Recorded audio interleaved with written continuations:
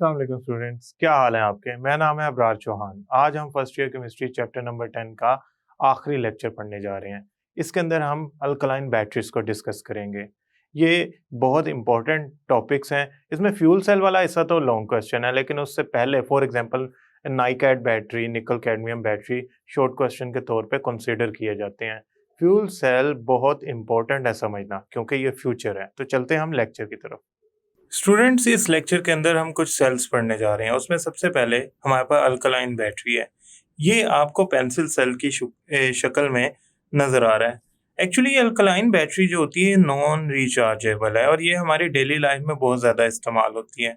ये इतनी एक्सपेंसिव नहीं होती, मगर ये अगर एक दफ़ा इस्तेमाल हो जाए तो दोबारा रिचार्ज नहीं हो सकती। ये ड्राई सेल्स जो होती हैं इनकी लाइफ भी लंबी होती है। फॉर एग्जांपल आपने इसको यूज़ नहीं किया तो ये काफ़ी अरसे तक अपनी असल जो वैल्यू है वोल्टेज की किसी हद तक मेंटेन किए रख सकती है। इसके अंदर जो इलेक्ट्रोलाइट इस्तेमाल होता है ना, वो होता है पोटाशियम हाइड्रोक्साइड, जिसकी वजह से हम कहते हैं कि ये एक अल्कलाइन बैटरी है। आपके सामने एक अल्कलाइन बैटरी का इंटरनल स्ट्रक्चर बना नजर आ रहा है। आप देख सकते हैं कि इसके अंदर जो एक काफ़ी बड़ा मटेरियल सा आपको इलेक्ट्रोड सा नजर आ रहा है, डेट इज एक्चुअली जिंक। ये इसमें पोर्स भी आपको नजर आ रहे हैं। तो जिंक जो होता है, जिंक आपका जो होता है वो एनोड के तौर पे इसके अंदर होता है, और ये एनोड जो है ये पोरस होता है। इसके इर्द गिर्द जो कैथोड होता है वो मैंगनीज ऑक्साइड का होता है। याद रखिएगा, हमारी इन दोनों के साथ जो सेपरेशन है, या आप इन दोनों के दरमियान जो आपको येलो लाइन नजर आ रही है, that is electrolyte which is KOH, which is separating these both of things. इसमें ये जो इसके बाहर है ये इसकी एक्सटर्नल केसिंग है,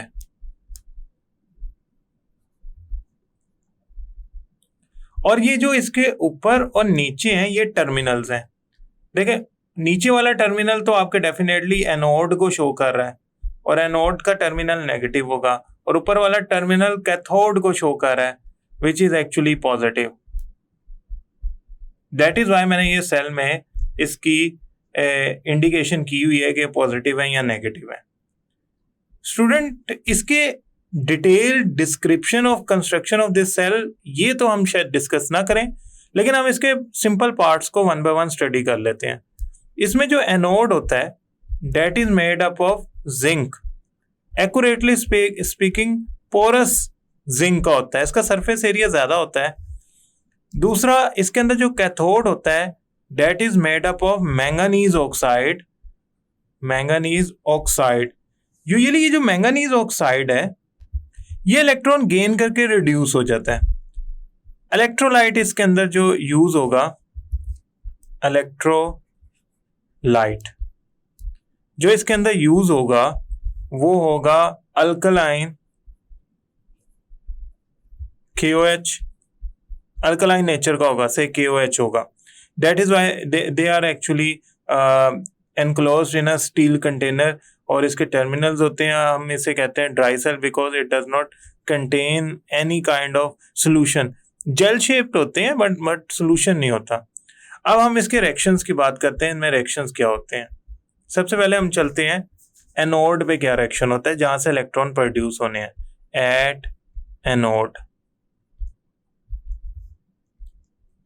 एनोड पे होता है यूं है कि जिंक जो होता है ना वो अल्कलाइन इलेक्ट्रोलाइट के अल्कलाइन इलेक्ट्रोलाइट में मौजूद हाइड्रोक्सालाइंस के साथ रिएक्ट करके बनाता है जिंक हाइड्रोक्साइड और प्रोड्यूस करता है 2 इलेक्ट्रॉन। ये एक्सटर्नल सर्किट से होते हुए पहुंचते हैं कैथोड की तरफ, और कैथोड पे रिएक्शन क्या होता है, एट कैथोड रिएक्शन क्या होता है, ये मैंगनीज ऑक्साइड इन इलेक्ट्रॉन्स को जो 2 आए हैं इनको गेन करता है इन the presence of water and form manganese. इसमें जो ऑक्सीडेशन नंबर ऑफ मैंगनीज है वो चेंज हो जाता है। पहले इसका +2 था, अब इसका +3 हो गया, और बनाता है 2 हाइड्रोक्सालाइन। यहाँ भी आपका बैलेंस हो गया, Mn2 थे तो वहां 2 हो गया। तो ओवरऑल रिएक्शन क्या हुआ इसके अंदर, ओवरऑल रिएक्शन। देखिए ओवरऑल रिएक्शन में ये दो इलेक्ट्रॉन से गए, ये दो हाइड्रोक्सिलाइन से गए। So the result becomes zinc plus 2 manganese oxide plus water will form zinc hydroxide plus Mn2O3। Student इसमें मैंगनीज की जो ऑक्सीडेशन स्टेट है वो 3 है, और इसमें जो मैंगनीज की ऑक्सीडेशन स्टेट है वो 4 है। स्टूडेंट जो ये वोल्टेज प्रोड्यूस करता है सेल इस रिएक्शंस के जरिए, जो वोल्टेज प्रोड्यूस होती है डेट इज 1.5 वोल्ट। ये बाकी सेल्स के मुकाबले में ज्यादा इस्तेमाल होता है और मोर करंट डिलीवर करता है as compare to other common dry cells के मुकाबले में। अब हम एक और बैटरी पढ़ने जा रहे हैं which is silver oxide battery. Student अब हम जो सेकंड सिल्वर ऑक्साइड बैटरी पढ़ने जा रहे हैं किसी हद तक महंगी होती हैं और ये छोटी होती हैं। छोटी होने के साथ साथ ये 1.5 वोल्ट ही डिलीवर करती हैं। इनकी जो डिलीवरी है वो 1.5 वोल्ट की है। यूजुअली छोटे होने की वजह से ये ऐसी डिवाइसेस में इस्तेमाल होती हैं जो कॉम्पैक्ट होती हैं, जैसे कि वॉचेस हो गई, ऑटो एक्सपोजर कैमरा हो गया, इलेक्ट्रॉनिक कैलकुलेटर्स हो गए। इनमें सिल्वर के इस्तेमाल की वजह से इनकी जो प्राइस होती है वो थोड़ी ज्यादा होती है। इसके अंदर हम एनोड, कैथोड और इसके अलावा जो रिएक्शन होता है उसको स्टडी करते हैं। इसमें जो एनोड होता है वो जिंक मेटल का होता है। इसके अंदर जो कैथोड होता है वो सिल्वर ऑक्साइड का होता है, सिल्वर ऑक्साइड या Ag2O, सिल्वर ऑक्साइड। स्टूडेंट इसके अंदर जो इलेक्ट्रोलाइट इस्तेमाल होता है वो एक्चुअली अल्कलाइन होता है, बेसिक नेचर का होता है। इट मीन्स अगर इसके इलेक्ट्रोलाइट की मैं बात करूं जो जिसमें ये एनोड और कैथोड दोनों कनेक्टेड होते हैं या डिप्ड होते हैं वो बेसिक होता है, यानी कि उसमें कौन मौजूद होंगे, हाइड्रोक्सिलाइंस। सो हम इनकी रिएक्शंस की बात करते हैं, काम कैसे करता है। तो सबसे पहले एट एनोड जहां से इलेक्ट्रॉन प्रोड्यूस होने हैं। आपको याद होगा लास्ट रिएक्शन में क्या हुआ था, जिंक ने 2 हाइड्रोक्सिलाइन से रिएक्ट करके जिंक हाइड्रो ऑक्साइड बनाया और 2 इलेक्ट्रॉन प्रोड्यूस किए। एट कैथोड हुआ क्या, ये सिल्वर ऑक्साइड जो है ना, सिल्वर ऑक्साइड Ag2O, इसने ये 2 इलेक्ट्रॉन गेन किए इन द प्रेजेंस ऑफ वाटर और फॉर्म किया सिल्वर मेटल 2 सिल्वर और साथ बनाया हाइड्रोक्सिलाइन 2। अब अगर आप गौर करें तो overall reaction similar to above reaction ही होगा जो अभी हमने किया था। क्या होगा ओवरऑल रिएक्शन में, हमारे पास जो हाइड्रोक्सिलाइन से कैंसिल हो गए 2 इलेक्ट्रॉन से कैंसिल हो गए, तो हमारे पास बना zinc plus silver oxide plus water will form zinc hydro oxide plus 2 silver atoms. ये प्रोड्यूस जो वोल्ट करता है वो 1.5 होते हैं। Now let's move towards the next battery which is actually निकल कैडमियम बैटरी। स्टूडेंट अब हम निकल कैडमियम बैटरी पढ़ने जा रहे हैं। इनको हम नाइकैड यानी कि निकल का Ni और कैडमियम का Cad इस नाम से भी जानते हैं। नाइकैड बैटरीज जो होती है ना वो आजकल बहुत फेमस हैं। ये रिचार्जेबल होती हैं, कॉम्पैक्ट होती हैं और यूजुअली ये ऐसी जगहों पे यूज होती हैं जहाँ पे आप ना सिर्फ वो कॉम्पैक्ट डिवाइस हो बल्कि लाइट वेट डिवाइस हो, क्योंकि इनका भी वेट लाइट होता है। तो जैसे आप शेविंग मशीन्स जो होती हैं और इसके अलावा सम टाइम कुछ ऐसे डिवाइसेस हैं, कैलकुलेटर्स हो गए हाई क्वालिटी के, वहाँ पे ये नाइकैड बैटरीज वगैरह यूज़ होती हैं। नाइकैड बैटरीज में जो एनोड होता है वो बना होता है कैडमियम का और ये ऑक्सीडाइज होता है, यानी कि इलेक्ट्रॉन लूज करता है। कैथोड जो होता है वो बना होता है निकल ऑक्साइड का और ये रिड्यूस होता है।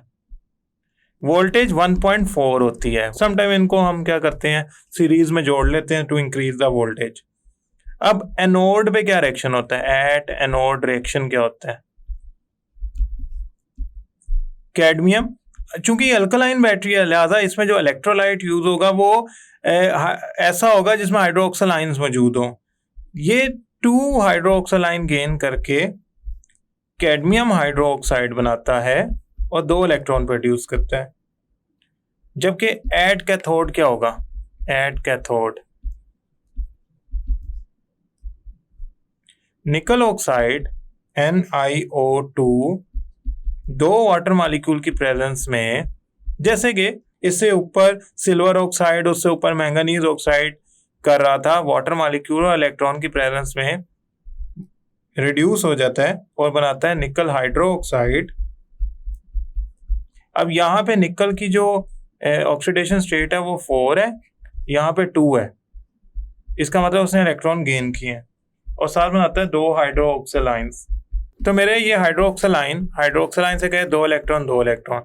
सो the total reaction would become cadmium plus nickel oxide in the presence of 2 water molecule will form cadmium hydroxide nickel hydroxide. एक बात स्टूडेंट जो मैं आपको थोड़ा समझाना चाहता हूँ वो ये कि इसमें जो रिचार्जेबल है ना, तो वो यही रिएक्शन ऑपोजिट डायरेक्शन में चलेंगे। और इसमें जो इलेक्ट्रोलाइट यूज किया गया है, इलेक्ट्रोलाइट, वो असल में अ गुड कंसंट्रेशन ऑफ हाइड्रोक्सालाइन वाला होगा, यानी कि अल्कलाइन होगा, पोटेशियम हाइड्रोक्साइड। ये लाइट वेट होता है, वोल्टेज 1.4 होती है, लिहाजा हम समटाइम इसे सीरीज में कनेक्ट करके अपनी वोल्टेज बढ़ा भी लेते हैं। Now student last part, fuel cell. Student अब हम पढ़ने जा रहे हैं फ्यूल सेल।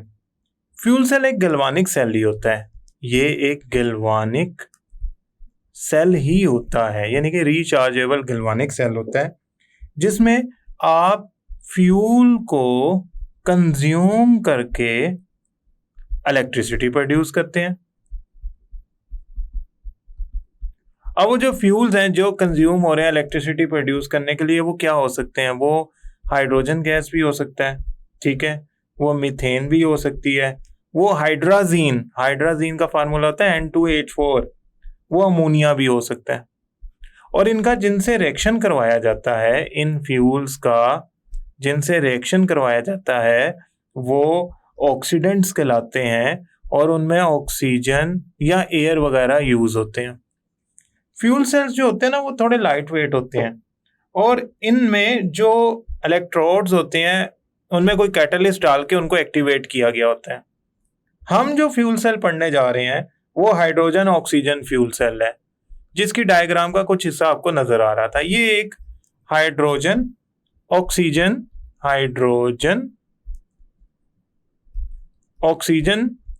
फ्यूल सेल है। इसमें जो फ्यूल है ना वो हाइड्रोजन समझें और ऑक्सीडेंट को ऑक्सीजन समझें। ये इलेक्ट्रोलाइट इसमें अल्कलाइन होता है, पोटेशियम हाइड्रोक्साइड। तो मैं पहले सेपरेशन करूं इसकी। एनोड और कैथोड किससे मिलके बने होते हैं? पहले तो हम इसको डिस्कस करते हैं। एनोड और कैथोड ना मिलके बने होते हैं कार्बन से। ये कार्बन पोरस होता है जिससे उसका सरफेस एरिया बढ़ जाता है और उसमें प्लाटिनम के पार्टिकल्स मौजूद होते हैं। बुक ने इसको वर्ड लिखा हुआ है carbon porous and compressed impregnated with. Impregnated का मतलब होता है कि उसके अंदर मौजूद होते हैं छोटे छोटे पार्टिकल्स विद प्लाटिनम। तो इसके अंदर से ये, मैं अगर ब्लैक कलर से बनाऊं तो ज्यादा बेहतर लगेगा, ये प्लाटिनम के पार्टिकल्स मौजूद हैं दोनों इलेक्ट्रोड्स में। ये कैटलिस्ट का काम करेंगे और एक्शन को करवाने में हेल्प करेंगे। स्टूडेंट इसमें जो फ्यूल यूज होता है, फ्यूल वो होता है हाइड्रोजन, और इसमें जो ऑक्सीडेंट यूज होता है वो यूज होता है ऑक्सीजन, और जो प्रोडक्ट बनती है इनके रिएक्शन से वो बनती है वाटर। चूंकि ये एक हाई टेम्परेचर पे रिएक्शन होता है लिहाजा ये जो वाटर बन रहा होता है ये एवेपोरेट हो जाता है, यस आप समझ वेपर्स की फॉर्म में मौजूद होता है।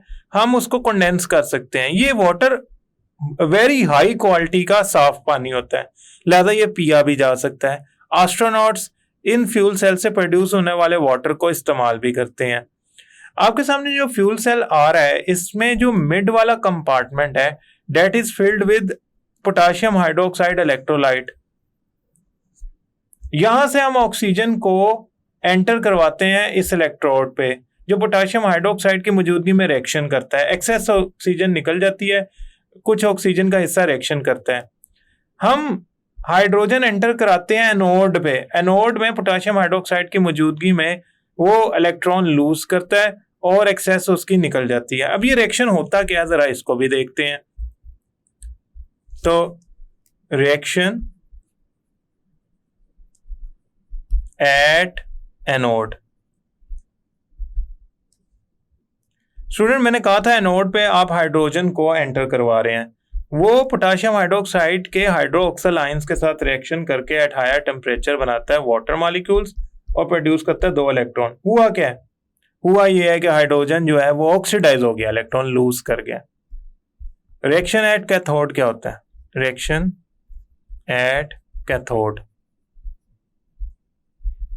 असल में ना हाइड्रोजन की यहाँ पे ऑक्सीडेशन स्टेट थी 0 और वाटर बनाने में ऑक्सीडेशन स्टेट होगी 1। 2 हाइड्रोजन 0 पे थे, 2 हाइड्रोजन +1 पे आ गए। तो मैं ये कहूँगा, मैं एक्स्ट्रा करता हूँ, इसे न्यूमेरिकल वैल्यू में लिखता हूँ। कैथोड पे ऑक्सीजन क्या करती है? 4 इलेक्ट्रॉन गेन करती है इन the presence of water and form 4 hydroxyl ions. Student, इसका मतलब है ये जो ऊपर वाली इक्वेशन है नोड वाली, इसको मल्टीप्लाई करना पड़ेगा 2 से, तब जाके ये दोनों इक्वेशन बैलेंस होंगी। यानी कि जितने इलेक्ट्रॉन प्रोड्यूस हुए हैं उतने यूज हो जाएंगे। तो मैं ऐसा करता हूँ, ऊपर वाली इक्वेशन को 2 से मल्टीप्लाई करता हूँ, एनोड वाली वो बन जाएगी 2 hydrogen molecule, 4 hydroxyl ions produce 4 water molecules, 4 electron. दूसरी तरफ oxygen plus 4 electron plus water makes 4 hydroxyl ion. अब स्टूडेंट, अगर मैंने एनोड और कैथोड पे मौजूद रिएक्शन को एड अप कर लूं तो हाइड्रोक्सिल आयन से कैंसिल हो गए, 4 इलेक्ट्रॉन से हो गए। दूसरी बात, ये जो वाटर मॉलिक्यूल थे कैथोड पे, ये 2 थे, 2, तो यहां भी मुझे 2 लिखना चाहिए एक्यूरेटली। अब ये 2 वाटर मॉलिक्यूल इसमें से 2 बनाएंगे, ठीक है? तो क्या प्रोडक्ट बनी? 2 hydrogen reacts with 1 oxygen makes 2 water molecules. So आपके ये पहली बात है, यहाँ पे 2 लिखना जरूरी है। मैं यहाँ पे बैलेंस नहीं हुई थी इक्वेशन, यहाँ पे 2 आना था, तो वो मैंने बैलेंस जब कंप्लीट इक्वेशन लिखी तो वहां पे लिख दिया, तो वहां से मुझे अंदाजा हो गया कि वहां भी 2 लिखना चाहिए रिएक्शन एट कैथोड पे। ये इक्वेशन बैलेंस होगी। इसका मतलब ऑक्सीजन और हाइड्रोजन रिएक्शन करके वाटर बना रहे हैं और उसकी वजह से करंट प्रोड्यूस हो रहा है जो फ्यूल सेल एक्सटर्नल सर्किट को प्रोवाइड कर रहा है। इससे जो वाटर प्रोड्यूस होता है वो हाई क्वालिटी का होता है, लिहाजा वो एस्ट्रोनॉट यूज कर सकते हैं। दूसरे, ये पोर्टेबल होते हैं। तो 2 वजूहात की वजह से, पोर्टेबल, वाटर एज प्रोडक्ट, ये एस्ट्रोनॉट यूज करते हैं। इसका एक बहुत बड़ा एडवांटेज है, बहुत बड़ा, वो ये कि ये पोल्यूटेंट्स नहीं बनाते। जब ये पोल्यूटेंट्स नहीं बनाएंगे तो ये तो हमारी एनवायरनमेंट के लिए बहुत अच्छे हैं। दूसरा, फ्यूल सेल्स बहुत ज्यादा एफिशिएंट होते हैं, बहुत ज्यादा एफिशिएंट्स होते हैं। ये तकरीबन 75% बॉन्ड एनर्जी को इलेक्ट्रिसिटी में कन्वर्ट कर लेते हैं, या केमिकल एनर्जी को इलेक्ट्रिसिटी में कन्वर्ट करने की एबिलिटी रखते हैं, which is very high, very high. सो ये फ्यूल सेल के कुछ एडवांटेजेस हैं जो हमें याद रखने एज अ शॉर्ट क्वेश्चन। अब एक और शॉर्ट क्वेश्चन आता है कि अगर आपका फ्यूल चेंज हो जाए, फॉर एग्जांपल अभी तो आपने क्या यूज किया, हाइड्रोजन और ऑक्सीजन, अगर डिफरेंट फ्यूल्स आ जाएं तो आपका फ्यूल सेल का रिएक्शन क्या होगा? With different fuels a complete reaction लिखते हैं। अगर तो आपका अमोनिया आ जाए तो वो in the presence of oxygen oxidise हो जाएगा और बनाएगा नाइट्रोजन एंड वाटर।